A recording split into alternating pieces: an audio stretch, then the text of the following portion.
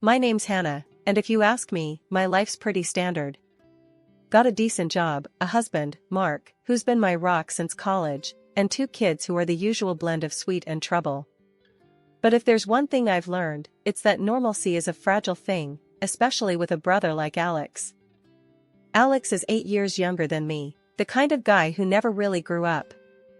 Jobs, girlfriends, you name it, he changes them like he's flipping channels on TV. And yeah, he's got this habit of hitting up me or mom whenever his wallet's feeling too light, which is always. So, there we were, at mom's for our usual Sunday dinner. The house smelled like roast and the kids were running around, when the door slammed open like it's trying to break free. In strolls Alex, with this girl on his arm, looking like she just walked off a beach rather than into a family gathering. Her dress was so short, I swear Mark did a double take, nearly choked on his tea. Family, meet Lisa, Alex announces, all proud like he's won an award. My fiancé. And guess what? We're gonna have a baby. The room went silent. You could have heard a pin drop. Mark's coughing his lungs out, mom's frozen with her mouth half open, and I'm just staring, thinking, here we go again. Alex, are you out of your damn mind? I couldn't help myself. You can barely take care of yourself. Lisa, hands on her hips, eyes me like I'm something she stepped in. We're very happy, thank you. And we don't need negativity, right, babe? Alex nods, slinging an arm around her. Yeah, we're doing great. Right, Mom? Mom, bless her, is trying to find her words. Congratulations. But, Alex, have you thought this through? A baby is a big responsibility. Of course, he hasn't, I muttered, earning a glare from both of them. Listen here, Hannah. Alex shot back. I don't need a lecture from you. We're gonna be fine. Right, Lisa? Lisa smirks. Absolutely. And we'll need a bit of help, obviously. Starting with living here for a while. I almost choked on my own spit. Live here? With Mom? Are you kidding? Why not? Lisa snapped. It's not like we have anywhere else to go. And it's not forever, just until Alex finds a new job. And when will that be? I couldn't stop the sarcasm. You planning on hitting the job hunt hard between gaming sessions, Alex? He just shrugged, all casual like. I'll figure it out. I always do. Mom finally spoke up, trying to smooth things over. Well, we'll make do. We always do. Right, Hannah? I looked at her, at the resignation in her eyes, and my heart sank. Yeah, Mom. We always do. Dinner was tense after that.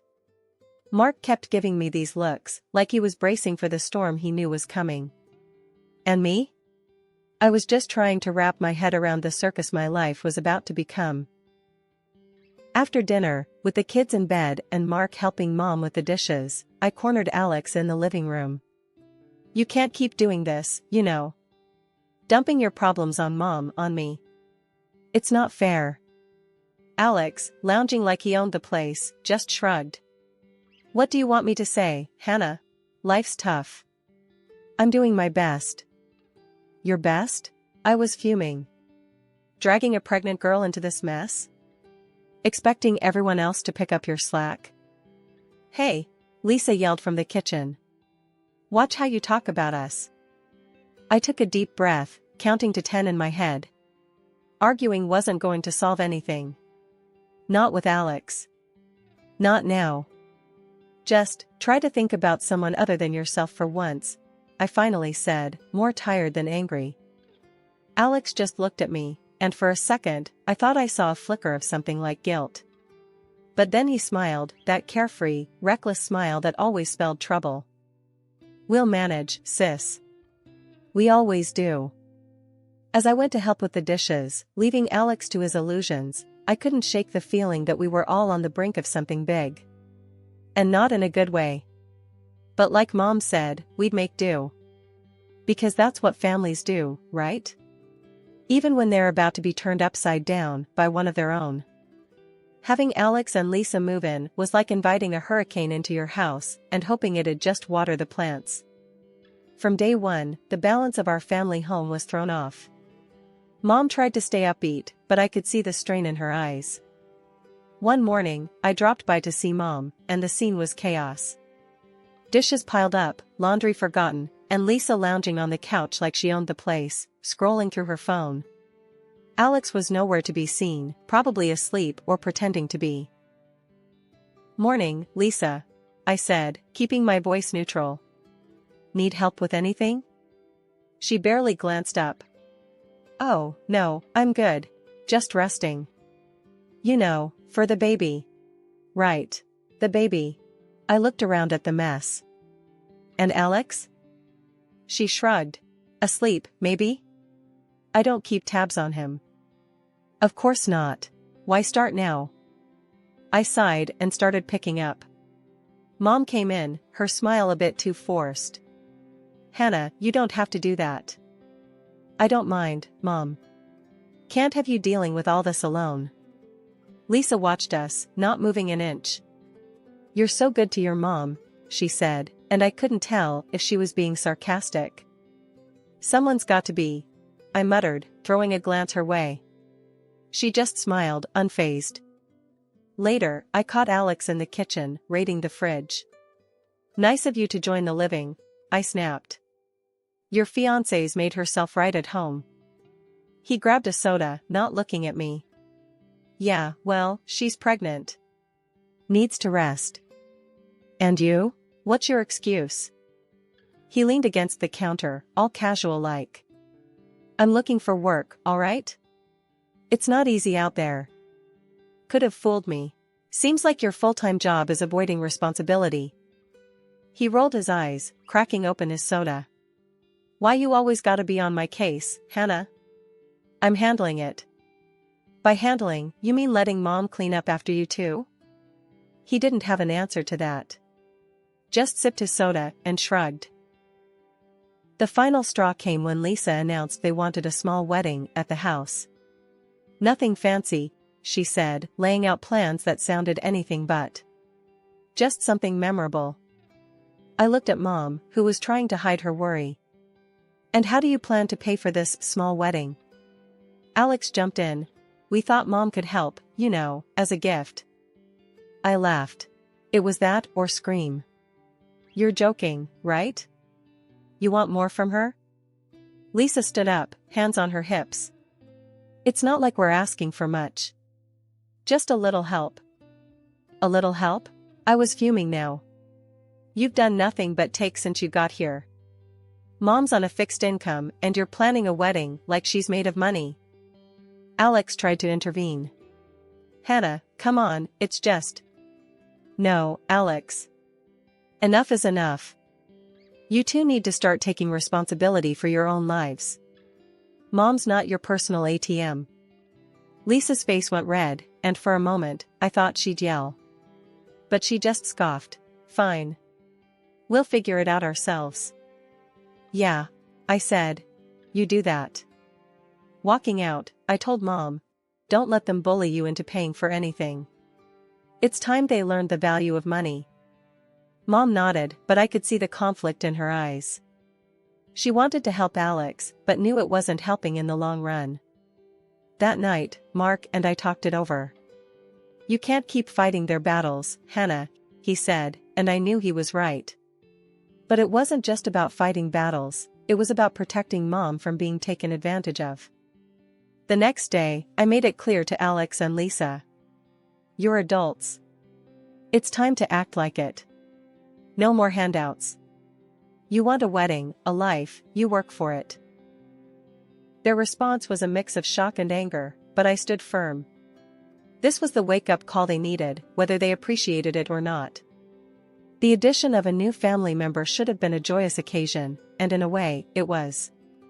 Lisa gave birth to a beautiful boy, a bundle of joy that brought a rare smile to everyone's faces, especially Mom's. She was over the moon, completely taken with her new grandson. But the joy was a double-edged sword. It was Mom, not Alex or Lisa, who ended up doing most of the caring for the little one. Watching her juggle her grandson alongside everything else was both heartwarming and heartbreaking. Alex and Lisa's approach to parenting was, let's just say, hands off. While Mom cooed and cuddled the baby, Alex was glued to his computer screen, and Lisa was out more often than not, treating them all like her personal playground. The contrast couldn't have been starker. Life at Mom's had spiraled into a daily soap opera, minus the scripted resolution at the end of each episode. On one of my visits, I caught Mom poring over a pile of receipts that could easily be mistaken for a novel, with expenses that made my eyes water. Designer outfits, jewelry, luxury items that screamed extravagance from miles away.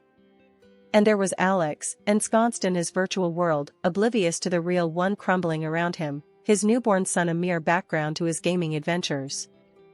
Alex, isn't it about time you hit pause and maybe, I don't know, looked for a job? My attempt at lightheartedness did nothing to pierce his focus. He grunted something unintelligible, not once tearing his gaze from the screen. Working on it, he mumbled, the same old song and dance. And Lisa? This, I gestured to the mountain of receipts, isn't exactly helping. He shrugged, a gesture that conveyed a universe of indifference. I rounded on Mom. How can you just sit by and watch them drain you like this? Mom sighed, a sound so heavy it seemed to carry the weight of the world. It's only money, Hannah. I can't lose my grandson over it. That's when Lisa waltzed in, arms laden with shopping bags, a triumphant grin plastered across her face. Nothing like a little retail therapy, she announced, dropping her spoils on the table as if she'd returned from a successful hunt. Therapy? More like grand larceny. Mom can't keep this up, Lisa. Her eyes narrowed to slits, her voice cold and sharp as ice. Perhaps we should just leave, then. Let's see how often Mom gets to see her grandson after that. The threat hung in the air, a toxic cloud that threatened to choke us all. I looked to Mom for a sign of outrage, but she met my gaze with a resigned shake of her head, a silent plea to drop it. Later, in the sanctuary of the kitchen, I tried again. You can't let them use you like this, Mom. It's not right. She continued her tea ritual, a calming contrast to the storm brewing in my chest. I know, dear. But what choice do I have? That's my grandson. There has to be a line, Mom. They're walking all over you. She handed me a cup of tea, her eyes locking onto mine with an intensity one rarely saw. I'll handle it, Hannah. Trust me, I've got this under control. Control? The word tasted bitter. Seems more like they're controlling you. She patted my hand, a gesture meant to soothe. Just trust me, dear. As I left, the image of Alex lost in another world while Lisa admired her latest shiny trinket, not at me. Mom might think she had a handle on things, but from where I stood, it looked like we were all being dragged down by their weight. The trouble started when Mom got sick out of nowhere. One day she was fine, the next, she was rushed to the hospital with what turned out to be a serious condition. I was there in a heartbeat, barely had time to grab my purse before I was out the door. The hospital became my second home, sitting by her bed, holding her hand, and praying she'd pull through. I called Alex, tried to get through to him and Lisa, telling them, Mom's sick, she's in the hospital. You need to come, now. But all I got back were excuses. We're a bit tied up right now, Hannah. You know how it is, Alex would say, or Lisa would chime in with, we've got plans already. Can't just drop everything. Plans. Right. Their social calendar was apparently more important than their sick mother lying in a hospital bed. I couldn't believe it. Couldn't understand how they could just carry on with their lives, partying and living it up, while Mom was fighting for hers. I was running on fumes, between my job, the kids, and now this. But I didn't have the luxury of being tied up or having plans. Mom needed me, so that's where I was. Every day, hoping for some improvement, for her to wake up and tell me everything would be okay. 2 months of this hell, and then, just as sudden as she fell ill, she was gone. I was there, holding her hand, telling her I loved her, that I'd look after everything, not to worry. And where were Alex and Lisa? Out. Living their life without a care in the world, not even bothering to see if mom, or their son for that matter, needed them. The funeral was a blur of faces, condolences, and the overwhelming feeling of loss. But Lisa, in her barely there black dress, managed to stand out, drawing disapproving looks and whispers from everyone. Alex was just as detached, showing no sign of grief, almost as if he was relieved it was all over. The day after, I went to Mom's house, needing to feel her presence, but I was met with Lisa's sneering face. "Looking for something, Hannah?" she mocked, blocking the doorway. "I need to get some of Mom's things," I said, trying to keep my voice steady. "Oh, I think you're mistaken. This is our house now." "You have no business here," she replied, smirking. Alex came up behind her, a smug look on his face. "Yeah, Hannah, Mom changed her will. Everything's ours now.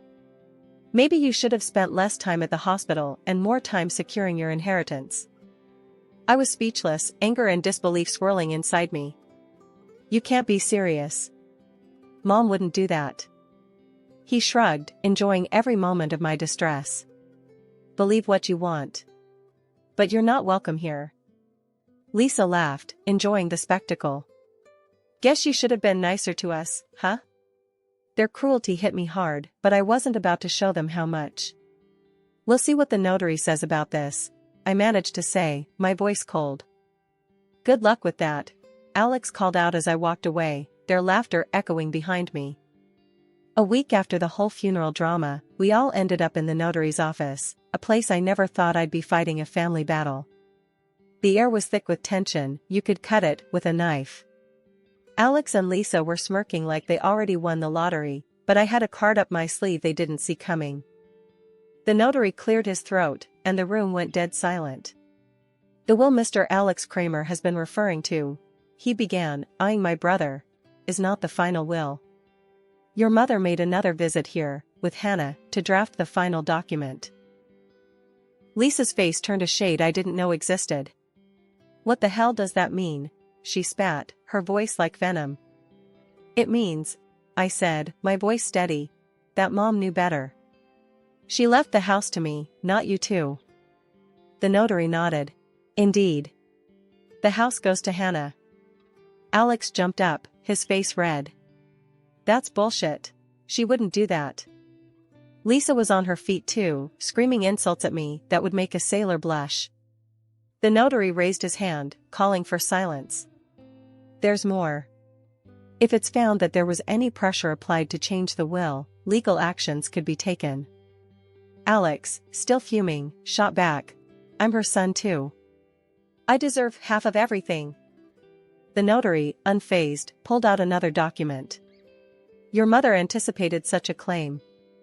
Hence, she divided her money into 2 equal parts. However," he paused, looking directly at Alex, "she deducted from your share all the money you and your wife have received during your marriage." You could hear a pin drop. "How much is left then?" Alex's voice was barely a whisper. $10,000, the notary replied. Lisa's scream could probably be heard a mile away. 10,000? That's it? I couldn't help but feel a mix of sadness and relief. Mom had seen through their greed. "Seems like Mom knew what she was doing," I said, more to myself than anyone else. Alex and Lisa were in shock, their dreams of easy money shattered in an instant. The notary suggested they leave before things got uglier, and they did, but not before throwing a few more choice words my way. After the showdown at the notary, things escalated pretty quick. Alex and his wife, Lisa, were set on clinging to Mom's house like they owned the place. It was a mess, a proper circus show, until it got so heated that I had no choice but to call the cops. Never thought I'd see the day where I'd have to drag police into family drama, but there we were. When they finally left, under the watchful eyes of the police, the air in the house felt different, heavier somehow. Mark and I started the grim task of taking inventory, noting the gaps where things used to be. It was clear as day, they'd been selling off Mom's things. My heart sank. How could they? I was livid, ready to drag them through the courts. I can't believe this, Mark. They've stolen from us, from Mom. We should sue them for everything they've got left. Mark, ever the voice of reason, put a hand on my shoulder. Hannah, I know you're angry, and you have every right to be. But think about it. Maybe, just maybe, they'll use that money for something good. For the kid. His words hit me harder than I expected. It was a slim hope, clinging to the idea that maybe, just maybe, they'd finally start acting like responsible adults for their child's sake. It didn't make what they did right, but it gave me a sliver of hope that maybe the cycle would break with their son. Deep down, I knew Mark was right. Pursuing them legally would just drag us all through more mud, and for what? The chance at a few dollars and more heartache? No, it was time to let go, to move forward and focus on healing, on building something better from the wreckage they left behind. So, I let it go, not for them, but for me, for us. It was time to close this chapter and start anew, with the hope that maybe, just maybe, they'd find their way.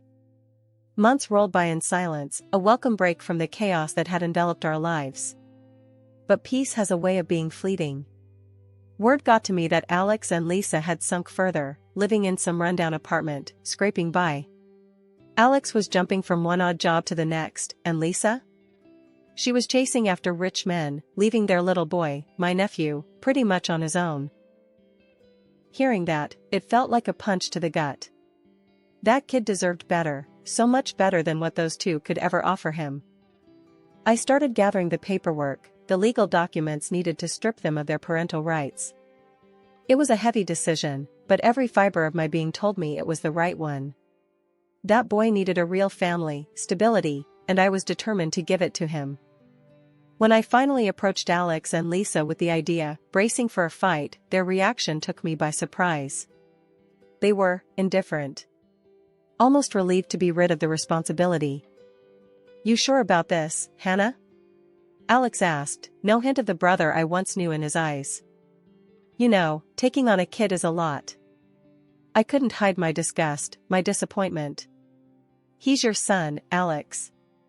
Doesn't that mean anything to you? Lisa, ever the opportunist, chimed in with a shrug. If you think you can give him a better life, then why not? We've got our own lives to figure out. Their casual dismissal of their flesh and blood boiled my blood, but I swallowed the anger. This was about him, not them. Yeah, I'm sure. More than you've ever been about anything. He'll be loved and cared for. That's more than what you've ever offered him. The paperwork was straightforward, their signatures quick and emotionless. As I walked away, documents in hand, it was a bittersweet victory. That little boy was going to have a chance now, a real family with me and Mark. It's been a stretch of quiet months, a silence from Alex and Lisa that spoke volumes. They vanished off the grid, no calls answered, no trace of them at their last known spot. I've toyed with the idea of getting the authorities involved, wondering if a missing poster is the next step. Meanwhile, our home's been filled with a different kind of noise, the joyful chaos of kids and their boundless energy.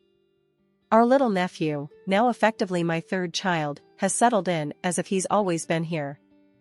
My kids, bless them, have taken to him like ducks to water, showering him with the kind of love and attention that's both heartwarming and a tad overwhelming. We're gonna build the biggest fort this living room has ever seen, declares my eldest, rallying the troops with a sparkle in her eyes that could outshine the sun. The little one, barely understanding but eager all the same, claps his hands with glee, a toothy grin plastered across his face.